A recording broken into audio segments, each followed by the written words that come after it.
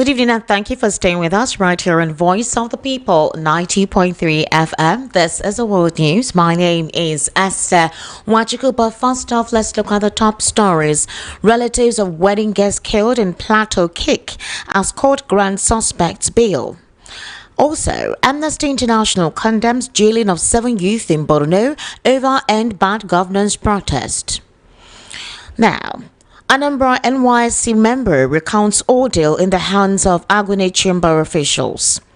ASU threatens nationwide strike over unmet demands. Aviation Authority grills Ibom Air crew Comfort Emerson. 4 security personnel killed in Boko Haram attack near Maiduguri. Tension in Imo State as headsmen kill vigilante, 1 missing in Owerri West. On to politics, El-Rufai warns ADC youth group against attributing false statements to him. Peterobi receives backlash from APC over son's personal life. Details now.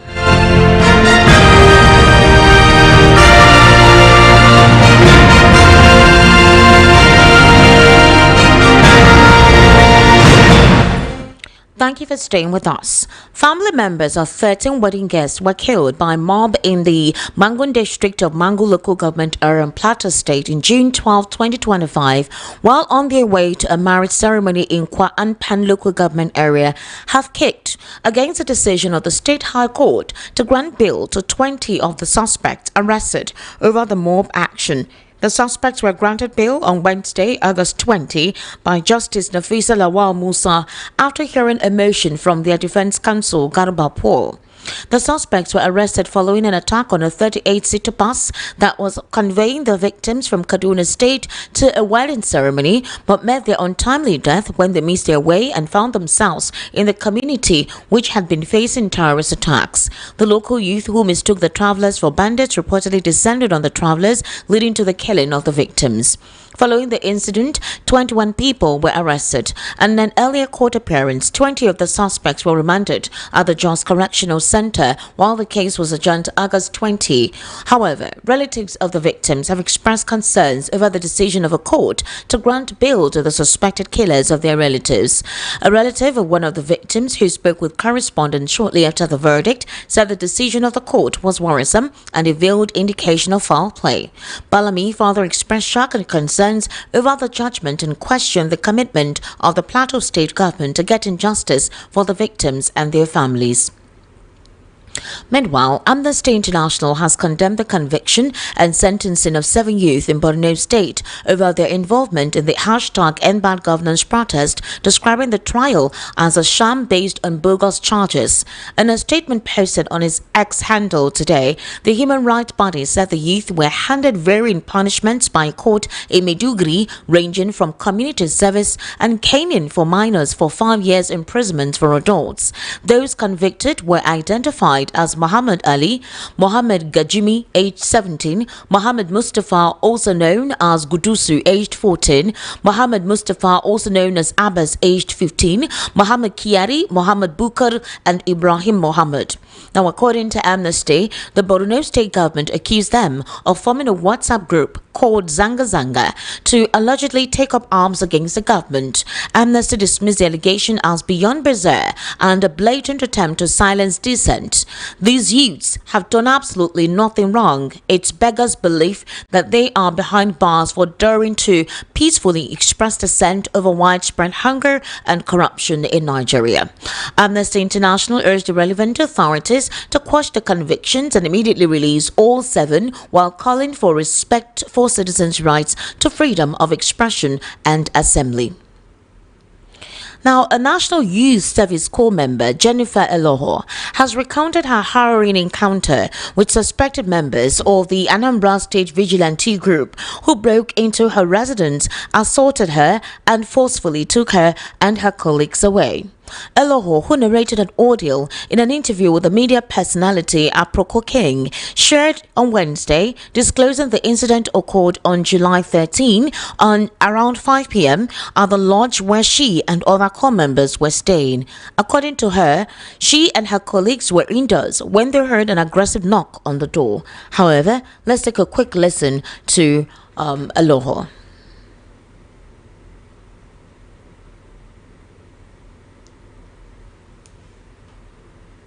Is Edema Jennifer. I'll be very good question. So this incident happened on the 23rd of July at about 5 p.m. in the evening.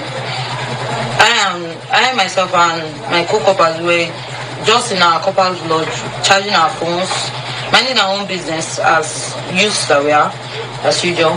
So we heard a knock on the door, and at first we thought it was our neighbor's door because it was a 3-story building with a lot of flats, a lot of rooms. So we actually thought it was our neighbor's door that was being knocked on.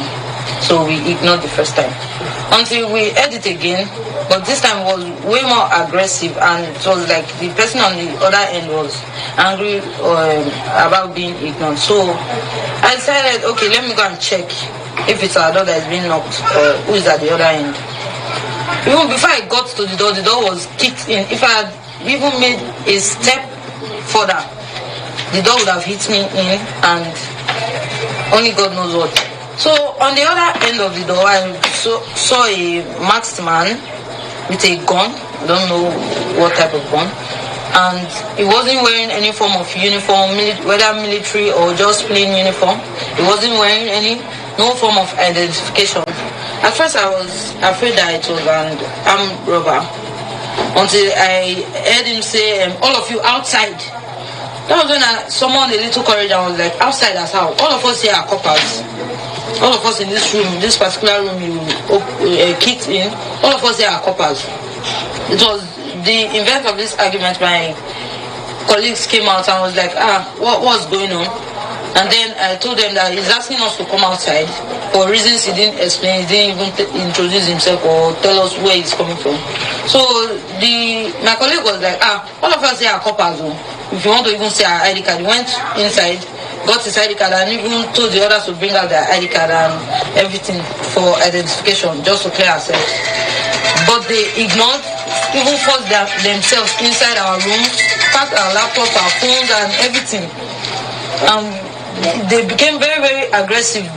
What gave us rights? What kind of stupid coppers that were doing Yahoo, were doing this and that inside the room? And we were even trying to explain ourselves, even those of us that were not with our ID cards because we came from our PPA, we're even offering to show them our portal, our NYC portal, as evidence that we are coppers, we are serving coppers. They ignored everything and forced us downstairs, pushed us, like, they almost pushed me down the staircase, telling me that I'm the one that is even having mouth. And what gave me right as a woman to challenge them. So when we got downstairs, we saw their vehicle. That was when we even identified that, these people are Anambra Vigilante Group, Babi Udogashi. That was what was written on the vehicles that we saw outside.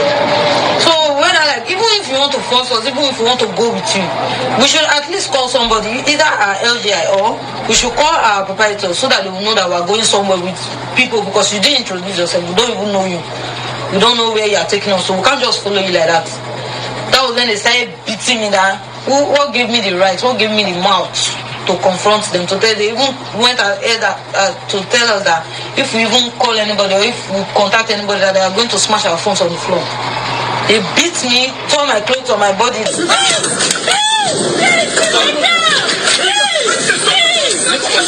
Even my colleague that was pleasing with them, that you cannot be hitting a lady like this. About 5, how many of them, they hit her with an iron rod. Why would she be pleading on my behalf? Okay, let them at least let me change before following them. They forced me into the vehicle, was even pressing my neck inside the vehicle, slapping me, doing all sorts of nonsense, calling me different names. A shower prostitute, foolish girl, God will punish you. She say you have marks. I will see you. I will let you know that there's nothing anybody can do about it. We're going to, if you even talk too much, we're going to beat you, shoot you, and throw your dead body in the bushes, and nobody's going to say anything about it. Nobody will do anything about it. All right, so that was Jennifer Aloho recounting how ordeal in the hands of Operation Udogachi members. And that's not the only situation as well. During the evening rush, we're definitely going to give you the response from the Anambra State Governor Chukwuma Soludo in an interview last night on a Monitor television program. Meanwhile, 4 security personnel, including a soldier, a mobile police officer, and 2 members of the Civilian Joint Task Force, have been killed in a Boko Haram attack on farmers at Dalori Gari community, about 12 kilometers from Maiduguri, the Borno state capital. The incident occurred on Monday morning while troops were providing cover for farmers heading to their farmlands. According to community and security forces, the attackers, suspected to be Boko Haram terrorists, stormed the area on motorcycles before trekking some distance to intercept the farmers. Sources further reveal that the insurgents abducted an unconfirmed number of farmers, including women and young girls, during the attack, although there has been no official statement on the number of casualties. However, gatherings from correspondents who are on this report stated that some farmers sustained injuries while fleeing, which led to their capture by the terrorists. Also confirming this development, the Borno State Police Public Relations Officer Kenneth Dasso said the slain mobile police officer and the soldier were attached to the Northeast Joint Task Force Operation Hardin-Kai. Meanwhile, in Imo State, there was palpable tension in Amakohia Ubi, a community in the Owerri West local government area of Imo State, on Wednesday evening, following a violent clash between headsmen and local security operatives. VP News understands that this incident left 1 vigilante dead, another wounded, and a 3rd missing, which sparked fears of abduction. Also, community sources disclosed that the clash occurred around 6:30 p.m. during a heavy gun exchange between the headers and vigilantes who attempted to stop them from invading farmlands.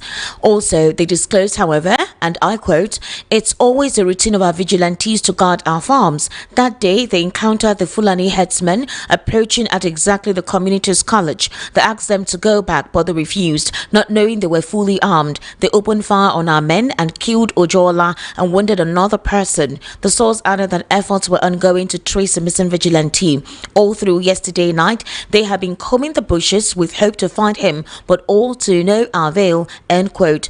The deceased vigilante was identified as Monday Nwozuzu, popularly known as Ojala. Residents said the slain operative was on routine patrol when the headsmen engaged them in gunfire. The latest attack comes barely weeks after a similar assault on August 20, 2025, which left 3 residents dead, several others injured, 2 persons abducted. Eyewitnesses had reported that assailants emerged from nearby bushes, shooting indiscriminately before fleeing with abductors. Police operatives were said to have visited the scene for an on-the-spot assessment. Authorities reportedly appealed for calm, but the tension has already forced several residents to flee to neighboring towns and communities. Now, the Academic Staff Union of Universities, ASU, has warned of a looming nationwide strike, accusing the federal government of reneging on long-standing agreements regarding the revitalization and proper funding of public universities. The union's president, Christopher Piwuna, raised the alarm today during a press conference at the University of Jos. He said lecturers had endured over 2 years of broken promises and deliberate delay tactics by the government. Piwuna listed unresolved issues, including the renegotiation of the 2009 ASU Federal Government of Nigeria Agreement, outstanding salary arrears, withheld promotions, and the welfare of retired lecturers. The ASU president also dismissed the government's proposed tertiary institution staff support fund loan scheme, describing it as a trap. ASU further criticized the proliferation of universities without sustainable funding, warning that the trend has worsened standards and damaged global rankings. On pensions, the union lamented that some professors who served for over 40 years now receive as little as 150,000 naira monthly, despite rising inflation and living costs. The union said it will await the outcome of a scheduled government meeting on August 28th before deciding its next move. However, it announced that members will stage rallies across campuses next week to express their frustrations. Now, in another development, the Nigerian Civil Aviation Authority has interrogated the crew members involved in the recent controversial Ibom Air incident. VP News gathered that the viral incident saw a female passenger, Comfort Emerson, brutalized, publicly stripped at the Lagos airport after a heated altercation of the airline's air hostess. This was disclosed in a brief statement on X, formerly known as Twitter today, by the Director of Public Affairs and Consumer Protection at NCAA, Michael Achimugu. Michael explained that the NCAA's Directorate of Aviation Security, Operations, Licensing and Training Standards, Legal and Consumer Protection are collaborating to ensure a proper conclusion to the investigation. However, in a subsequent post, Achimugu said NCAA has held a meeting with Comfort Emerson, the Ibom Air passenger. You do know about the drama which erupted at the Murtala Mohammed International Airport in Lagos on August 10, 2025, when the passenger was captured on camera assaulting flight attendant and airport officials. Ibom Air issued a statement defending its crew, maintaining that Emerson had refused to comply with repeated instructions. Emerson, though, who was immediately prosecuted and sent to the prison correctional center, has already been dismissed, and while investigations continues to unravel. Now, onto the political scene. Former Kaduna State Governor Nasir El-Rufai has warned a political support group, ADC Vanguard, against fabricating statements and attributing them to him.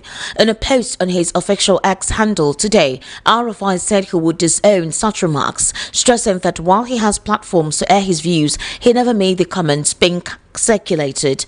According to him, he said, and I quote, "Dear ADC Vanguard, please stop fabricating statements and attributing them to me. I have my own social media accounts where I can share my views and opinions. I am going to disown the statements you created and attributed, not because I necessarily disagree with the message, but because I never made them. This is not the honest way to represent our party or gain traction. Please stop it forthwith." His reaction followed a now deleted post by ADC Vanguard, which has quoted him as describing President Bola Tinubu's administration as Nigeria's most corrupt and dishonest government that had mastered the act of looting shamelessly while deceiving confidently. The group later issued an apology acknowledging its misstep.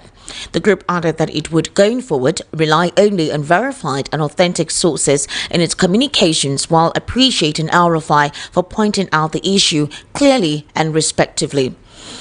Now, there was a recent situation concerning the personal lifestyle of Peterobi's son, Osaloka Obi, who obviously pictures and images of a friend where a happy birthday was released on social media, and the altercation released whereby the APC supporters are alleging that Peterobi's family is not saintly as to concerning the lifestyle of his children and how does he intend to control the government, possibly about the LGBTQ community. You're currently listening to the World News at 6 right here in Voice of the People, 90.3 FM. We'll take a very short break. When we return, we'll take more news and head into a news analysis segment. Do kindly stay with us.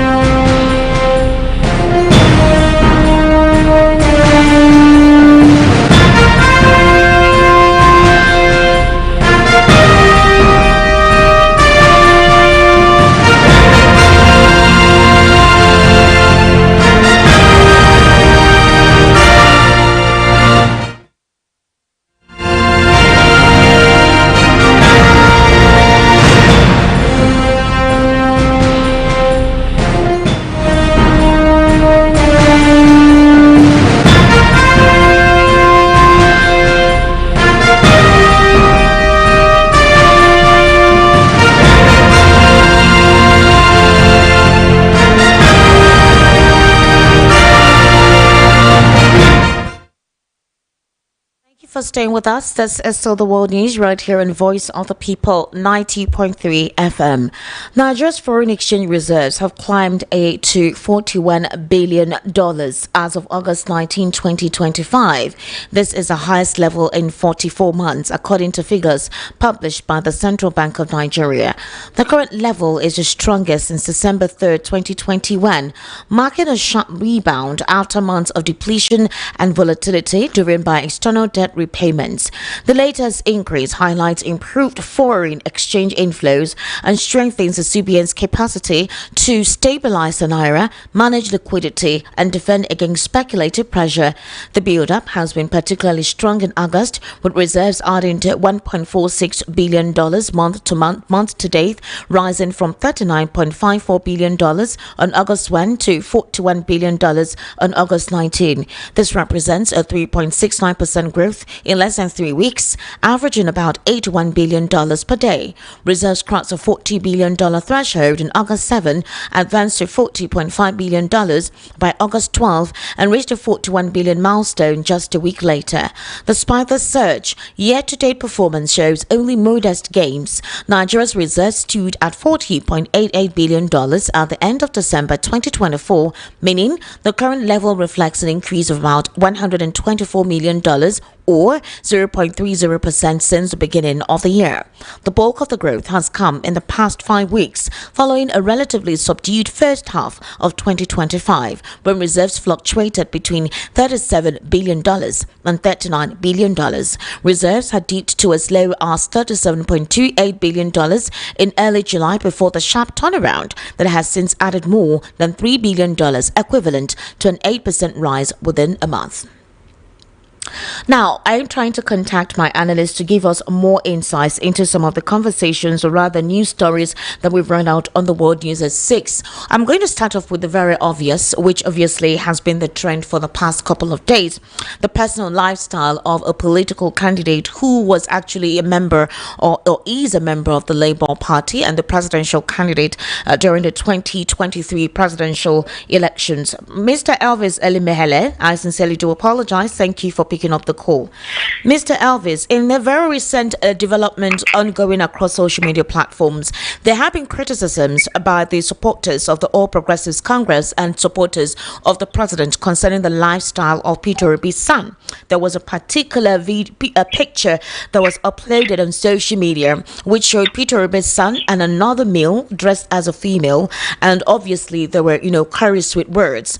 Now, there have been speculations that went live about the relationship of Peterobi's son and this individual. Now, spaces have been held.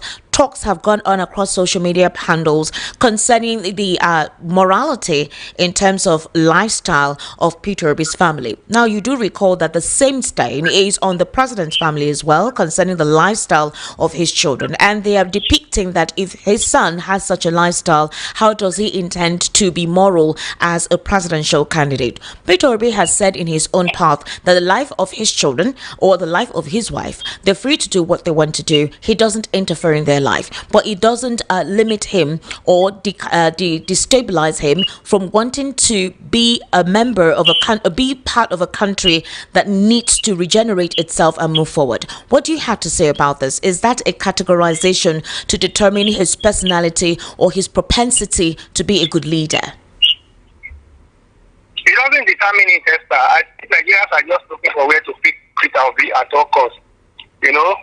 Since Peterobi came out, they search everywhere to bring him down his political profile. They've not gotten it, and they think that's not just an issue.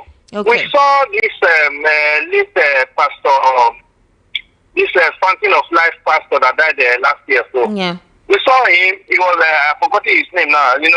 His son had dreadlock, and everybody was like, "How can the pastor's child be carrying dreadlock?"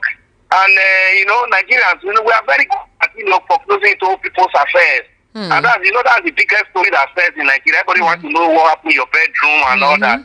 But when the man died, his son took over the church. Is the church not doing well now? It is. The Bible, morality is in the heart and not in the outlook. That's even what the scripture says. The Bible Jesus Christ said, he looks at the heart of somebody and not his appearance. So I don't know why Nigerians are even leaving the main object and chasing shadow. Peterobi is suffering himself. He said he wants to serve, not his son. So everything that has to do with Peterobi's family should not be an issue. Let him even get there. It's not doing well. The same way we are talking about him now, that's why we also bring him before Nigerians and still criticize him. Esther. So that's just a figment. I don't see anything about that. I just tell you the truth. We have a couple of them currently serving the government who have such lifestyles in their families. You have a Bayo Nanaga, you even have the president, you late Doyin Okukpe as well. These are public officials. There was even a time the couple told us that one of his sons is a gay. Yeah, exactly.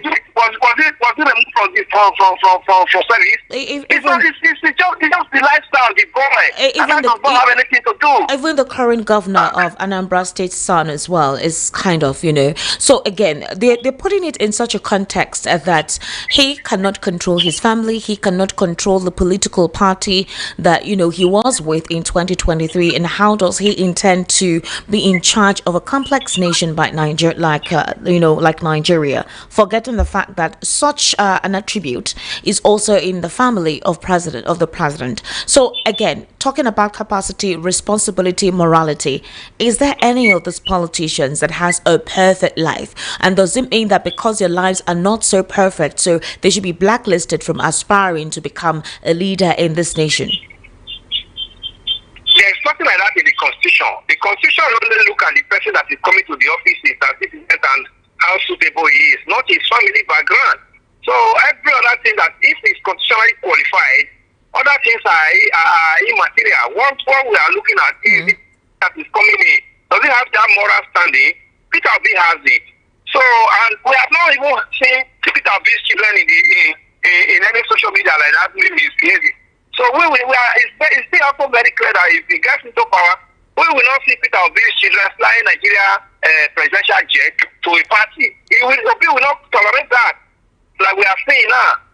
President Obama now has so many children. When he was president of this nation, we never saw his children carrying Nigeria presidential jet to parties. So let's leave what Nigerians are, celebrating. They are celebrating segment, Esther. All right. Let's look at Amnesty International. They have recently condemned the conviction and sentencing of 7 youth in Borno State over their involvement in the hashtag End Bad Governance protest. They're describing the trial as a sham based on bogus charges. So basically, their conviction is the fact that they were part of a WhatsApp group called Zanga Zanga, and that the allegation on them is that they plan to take up arms against the government. However, Amnesty is dismissing the allegation as beyond bizarre and a blatant attempt to silence dissent. A couple of them have been given punishment. Some had to do communal service, and a couple of other punishment attributed to them. Some are going to be facing canes. I don't know. But then the thing is, Amnesty International is worried about the sentencing and the continuous detention of these individuals. If there are palpable evidence to prove that these individuals wanted to take up arms against the government, is it wrong that they're going through trial? If there is no palpable evidence otherwise, why are they still in detention? Yeah, it's so embarrassing. Those children we saw on video that time, Esther, cannot take up arm against the government. You understand? Okay. The government is just looking for where to make marking out of more. What we are saying is that even if the government wants to go beyond that, they should have even looked at the sponsors of those children. Those children don't even know the flag they were carrying at that time. They don't even know the country those flags are representing.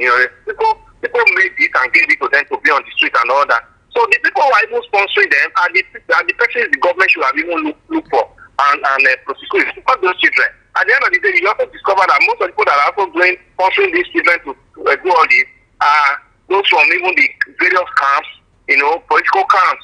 But that also brings us down to the situation we are talking about. If these children are empowered, educationally, they know their left and right.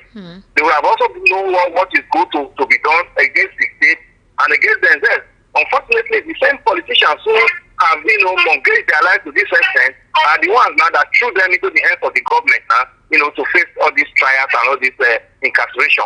Today, Esther, it has not stopped. We still have over 22 million children on the street in Nigeria that are not in school. And at the end of the day, those kind of children are still vulnerable to this kind of behavior, and the government will also still make story out of it. That is the situation. So politicians should look inward and think of how to empower Nigerians, who bring them to, who vote them to power, and not their own selfish reason of taking their children abroad. All the politicians that sponsor those children, their children are not in Nigeria, they are all abroad in Ivy League schools. But unfortunately, these children are roaming the streets, and any opportunity that comes, they see it as a opportunity for them to be able to eat, and they cash into it. So these are some of the things that the northern elite should even look at, not coming up with issues that are favorable to anybody, even to them themselves in the north. They have ruled this nation. They have had a number of years ruled this nation independent more than any other part of this nation. But the poverty is higher there. The uneducation is higher, and uneducated children are more there, and every other thing. Now, even the banditry and insecurity now, it's even more there. So that trail down to what has been the benefit of them holding up to power for those number of years? Look at all the military regime in Nigeria. All of them came from the north. All of them only did 3 years. After the death of Police Salam Mohammed, which was just like, it was just like an accidental thing. Yes, you see the level of poverty in the north. You see the level of degradation and all that. So the politicians should have even said, okay, since the military failed us at the time they head on to power, then they should have also come and said, no, let's reverse this situation. Unfortunately, we are even seeing it worse now.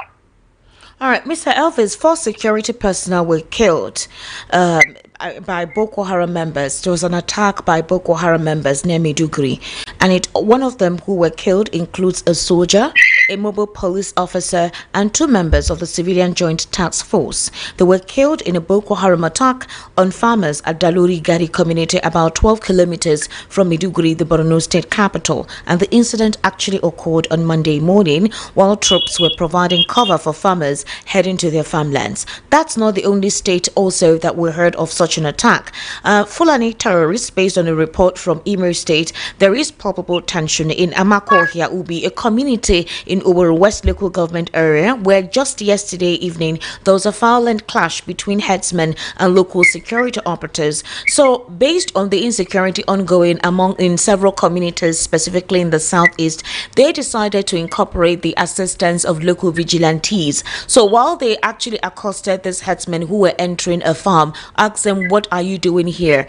They asked them to leave that place, to step away, but they refused. And the next thing, they didn't know that they were, with weapons or they were armed. They shot at them. So again, what is going on with the spate of insecurity? It has gotten so bad and brazen that it's getting close into urban areas and urban centers. In Lagos, for example, a celebrity known as Lil Kesh was stabbed in the neck over his chain. Okay, another person as well at Ikeja, he's quite popular. We saw CCTV videos of him actually being attacked over a chain on his neck. I don't even know how that young man wasn't killed, because there were shots, gun being shot at that young man. They even entered into his residence, had to remove the chain from his neck and throw it at the person. Insecurity has become the order of the day. What exactly is happening? What is happening is that we have left insecurity to fester so long for a very long period of time in this nation, Esther.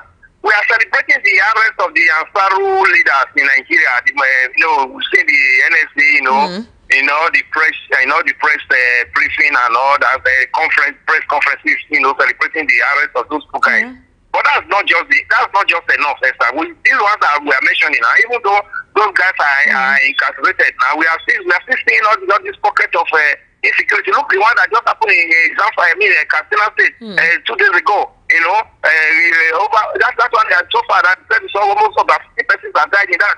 So you see, everywhere is overwhelmed. But I know too well that given the right equipment and all that, and empowerment and motivation, Nigerian armed forces should have been able to do something about it. But unfortunately, as we are talking on the phone, on air this evening, most of those money that are meant for such don't get to the appropriate channel. And these guys that are on the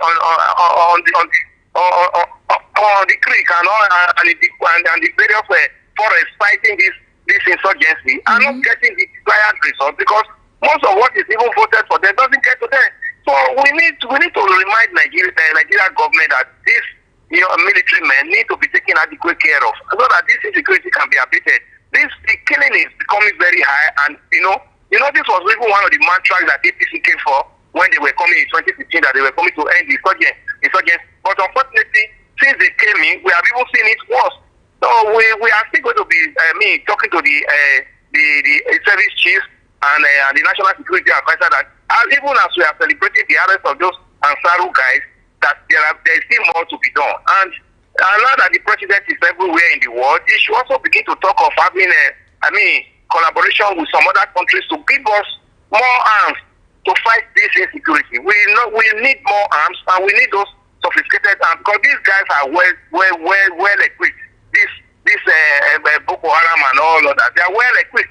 We have seen what they brandish in some of their videos, and we will remember sometimes ago when the president's vice president now, Shetima, was the governor of Borno State, when during the time of administration of late Muhammadu Buhari, he was in Akoro to brief Buhari on some of the sophistication of the Boko Haram, and told Nigerians that time that the Boko Haram is carrying more sophisticated weapons than Nigerian army. But so today now he is even empowered more now as vice president of this nation. I expected that by now there would have been more inroad into some of those infractions reported as governor that time, which we could not solve. Now that he's now at the corridor of power higher than that level he was there, that more better things would have been done. But we are seeing the opposite. Right. At the end of the day, we see Nigeria, we see them now, celebrating the death of an old man against the money of younger Nigerians that are being slaughtered every day. Mr. Elvis, it's quite an unfortunate situation. I don't know what needs to be done. I really expect our security personnel operatives, the Chief of Army Staff, Air Staff, IGP, they really need to do something in curtailing this. It's getting out of hand. Mr. Elvis, let's move on finally before I let you go. The Academic Staff Union of Universities, ASU, has warned of a looming nationwide strike. They're accusing the federal government of reneging on the long-standing agreement regarding the revitalization and proper funding of public universities. The union's president, Christopher Piwuna, raised the alarm today during a press conference. Now, you recall very recently the talks about increasing the president's salaries, the vice president, a couple of ministers as well, and a couple of pensions have not been paid. They even said retired professors who have been teaching in that is those who have retired are collecting about 150,000 naira, and even that they're owing. A couple of the lecturers have not been paid, and backlog of monies that ought to be paid to them have not been paid. So what exactly is a priority of the government of the day? Is it for themselves? Is it ahead of 2027? Or is it Nigerians and sectors that requires serious concentration so we do not have a complete debilitation in our educational system? At the moment, the priority of this administration is 2027, Esther. Forget about it. There's no other thing that... look at all the presidential aid and all the ministers and all. You saw the minister, the minister for what's his designation that in touring Enugu and Ebonyi State, organizing square meetings all over, talking about 2027 and the achievement of this government. One of the achievements one should be talking about is educational standard of this. What is the educational standard that this government has bequeathed to Nigerians? So you are talking about student loans. Is it not when the schools are open that the loan that the student takes, that it will be utilized? One of the biggest mistakes this administration would make is if they would, slip into the same issue that happened during what do you mean about what do you mean about the student loan? Are you talking of the NEL fund? NEL fund. I'm talking about NEL fund. What did you say? That's what they are garnishing every day. Whenever they're talking, they said Tinubu's government brought in NEL fund, Nigerian students cannot go to school even when they don't have money. If the Apple strike comes up now, will they be in school? And even if a student is supposed to go for 4 years course, now ended up 7 years course, will it also delay the time they ask them to come out of school and be able to pay back the loan if they are actually sincere to themselves? So everything has to work for that lesson to also function well. The educational curriculum and the number of years that you have to stay in school must have to work. Because if you take a loan for 4 years, if you can say that after your youth service in the 5th year, then by 6-7 years you're able to get your job, start paying back. But if you have a course of 4 years and you finish school at 7 years, it means before you start paying back that loan, it is like 10 years. You know what that will mean? Multiplier effect for those that needed more of that loan that are still behind. When the payment is not coming, they will not be able to assess it. And who also knows that the government that is coming, another government that will come, whether they will continue with the next one. So if this government allows us to go on strike, it will delay every other thing that they have spoken about education. Unfortunately, the present Minister of Education, I don't even know how he was giving such portfolio. He's a medical doctor. He doesn't really know much about education. I don't know. I know it's an administrative position being a minister, but yeah, we have to also trend, consciously that you recognize those people who know how to manage every ministry or parastatal. They give it the portfolio, not just making it like a political thing. You understand? If ASU goes on strike, we saw Buhari's regime that he went on strike for 8 months, and you know what that matter? What that did to educational standard in this nation? All this one that you are now seeing private universities flying up and down. You ask me, who are the people behind these private universities? It's so unfortunate that even when public universities are dying every day, private universities are being issued license to set up more. And you see the federal government talking about President Bola Ahmed Tinubu has given a mandate that for now, for the next 7 years, we shouldn't hear anything talk about investors. That's what I'm going. Yeah, in the next 7 years, he has chosen that. But even has chosen that, but they release license to private sectors to get more. We saw that day they made that statement. They released about 9 licenses. They said it's been pending. Shows everything. Let everybody know, because it's the politicians who stole Nigerians' money they are setting up these universities. Yes, they are the one behind this investment. They are looking for where to invest our money so that Nigerians will be saved by this. The money can leave their coffers. So they are putting it because they're going to real estate. They're also going to setting up schools. They're setting up schools. You know, it requires a humongous amount of money. So they are channeling the money they stole that they cannot keep somewhere again into this. And they're the one that are having all these licenses. Have they not become like a secondary school matter? And the same way we have primary and secondary school, proliferation of primary and secondary school everywhere, private ones in Nigeria. That's why we are telling the university to, the federal government one is not working. So the federal government should not allow, ask you to go on strike again. So the one we suffered during Buhari's regime, we have not even come out of it. All right. These are some of the reasons why every one of them, their children are not here. We see them even celebrating the graduation of their children abroad. That's why they can close their eyes. They close their eyes to some of these infractions that are going on, left, right, center in Nigeria. These are some of the issues. I saw that threat from ASU today, but let's see whether they will react to it. Okay. Thank you very much, Mr. Elvis Elimihele. We sincerely do appreciate your input on the World News at 6. Thank you. Thank you. It's my pleasure. Have a nice evening. You too, sir. And just before we go, onto stories outside the shores of Nigeria, Russia has launched 574 drones and 40 missiles on Ukraine in one of the heaviest bombardments in weeks. Now, one person was killed in a drone and missile strike on the western city of Lviv, while 15 others were reported wounded in an attack on the southwestern Transcarpathia region. The attacks came as U.S. President Donald Trump spearheads diplomatic moves to halt the war. Ukrainian Foreign Minister Andriy Sybiha said the strikes highlighted why efforts to bring it to an end were so critical. However, President Volodymyr Zelensky has disclosed that Ukraine was ready to meet Russia's Vladimir Putin in neutral Europe, Mutin, Switzerland or Austria, adding that he was not against Istanbul either. Zelensky has stated his willingness to meet Putin in any format, although he has poured cold water on the idea of talks taking place in Budapest, which he said is not easy. The prospect of direct talks emerged after Trump met Putin in Alaska and then hosted Zelensky and European leaders at the White House on Monday. The U.S. President Donald Trump initially suggested trilateral talks involving him, Putin and Zelensky, but has since suggested he might not take part. Ukraine's Air Force counted 614 drones and other missiles fired by Russia overnight into Thursday and said it had stopped 577 of them. It is the biggest air attack since July. While Russian strikes tend to focus on eastern regions close to the front lines, the latest attacks hit western areas as well. And that's a wrap on the World News at 6 right here on Voice of the People 90.3 FM. My name is Esther Wachuku. Good evening. Thank you for listening. Join us for the Evening Rush soon.